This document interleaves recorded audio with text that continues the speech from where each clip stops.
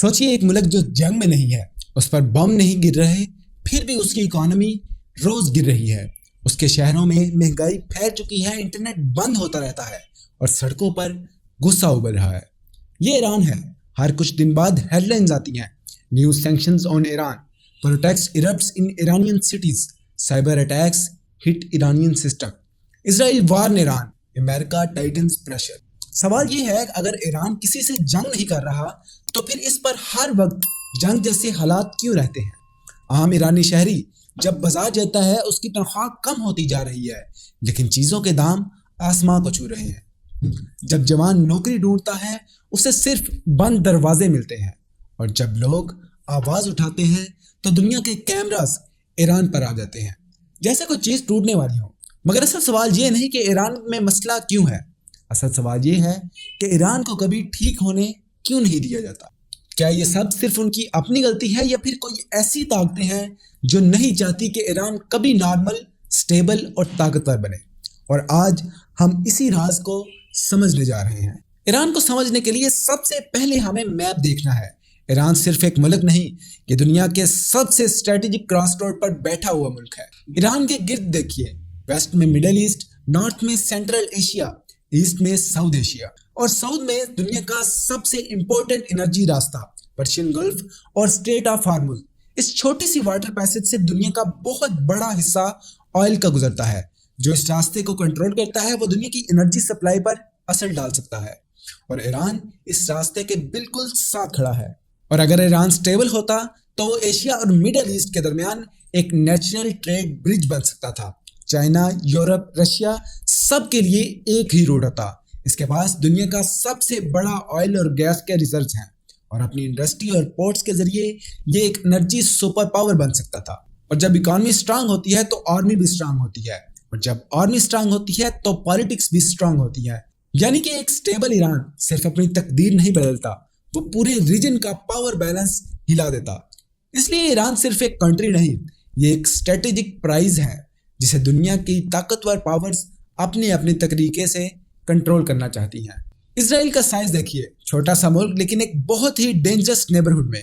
اسرائیل کے ارد گرد صرف بارڈرز نہیں ہیں، وہاں ان گروپس کا نظام ہے جو اسرائیل کے لیے سیدھی تھریٹ سمجھے جاتے ہیں۔ نارتھ میں لبنان ہے جہاں حزب اللہ موجود ہے، سیریا اور عراق میں ایران سپورٹڈ ملیشیاز کا نیٹ ورک ہے، اور پیلسٹائن میں وہ گروپس ہیں جو اسرائیل کے خلاف کھڑے ہیں۔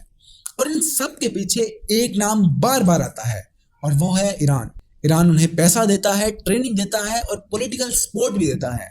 اور اب سوچئے اگر ایران کمزور ہو، سینکشن میں جکڑا ہوا ہو تو یہ سپورٹ لمیٹڈ رہتا ہے، لیکن اگر ایران سٹیبل ہو جائے، اس کی اکانومی سٹرانگ ہو اور اس کا پاورفل سسٹم ہو تو وہ ان گروپ کو اور زیادہ ریسورسز دے سکتا ہے اور انہیں ملٹیپل بارڈر سے اسرائیل پر پریشر ڈالنے کے قابل بنا دیتا ہے۔ اسرائیل کے لیے سب سے خطرناک سینیریو یہ ہے: نارتھ سے حزب اللہ، ایسٹ سے ملیشیاز، ساؤتھ سے پیلسٹائن پریشر، اور سب کا کوارڈینیشن ایران کے ہاتھ میں۔ اس کا مطلب ہے اسرائیل ہر طرف سے گرا ہوا۔ اس لیے اسرائیل کے لیے ایران صرف ایک دشمن ملک نہیں، وہ ایک ایگزسٹینشیل تھریٹ ہے۔ اور جب کوئی ملک کسی کو اپنی زندگی کے لیے خطرہ سمجھنے لگے تو وہ صرف ڈیفنس نہیں دیکھتا، وہ اسے کمزور کرنا اپنا لانگ ٹرم مشن بنا لیتا ہے۔ امریکہ دنیا کا سب سے بڑا سپر پاور ہے، لیکن مڈل ایسٹ میں اس کی طاقت روٹس اور ملٹری بیسز پر کھڑی ہے، اور ایران اس پورے سسٹم کے بیچ میں کھڑا ہے اور اسے فالو کرنے سے انکار کرتا ہے۔ ایران امریکن ملٹری بیسز اپنے قریب نہیں چاہتا، اپنی فارن پالیسی واشنگٹن سے کنٹرول نہیں کرواتا، اور اپنی اکانومی کو ویسٹ کے رولز پر چلانے سے بھی انکار کرتا ہے۔ سب سے امپورٹنٹ بات، ایران دنیا کا سب سے امپورٹنٹ آئل رستوں کے قریب بیٹھا ہے، پرشین گلف اور اسٹریٹ آف ہارمز۔ اگر ایران چاہے تو وہ گلوبل انرجی سپلائی کو ہلا سکتا ہے، اور جب انرجی ہلے تو پوری دنیا کی اکانومی ہلنے لگتی ہے۔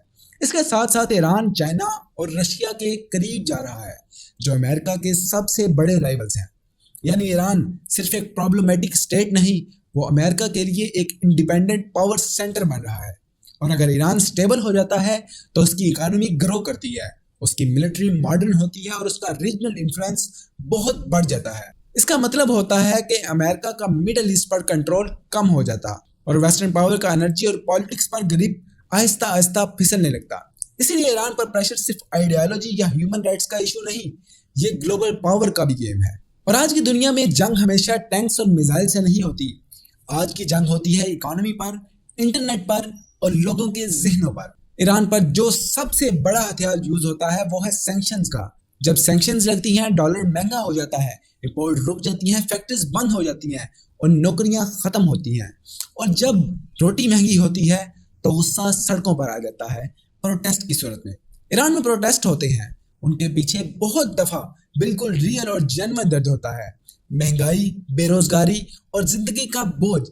لیکن جب بھی ایران کے اندر بے چینی ہوتی ہے، باہر کی طاقتیں اسے ایک موقع سمجھتی ہیں۔ سوشل میڈیا پر نیریٹو چلائے جاتے ہیں، سائبر اٹیکس ہوتے ہیں، انفارمیشن سپریڈ کی جاتی ہے تاکہ لوگ اور زیادہ غصہ محسوس کریں۔ یہ کوئی نئی چیز نہیں، یہ ایک انویزیبل وار ہے۔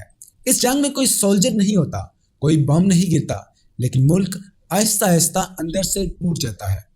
یہ پریشر اتنا بڑھا دیا جاتا ہے یا تو سسٹم جھک جائے یا پھر سوسائٹی خود ہی کولیپس کرنے لگے۔ اور اس پوری کہانی میں سب سے زیادہ جو سفر کرتا ہے وہ نہ اسرائیل ہے، نہ امریکہ ہے اور نہ ہی کوئی اور سپر پاور ہے، وہ ہے ایک عام ایرانی انسان۔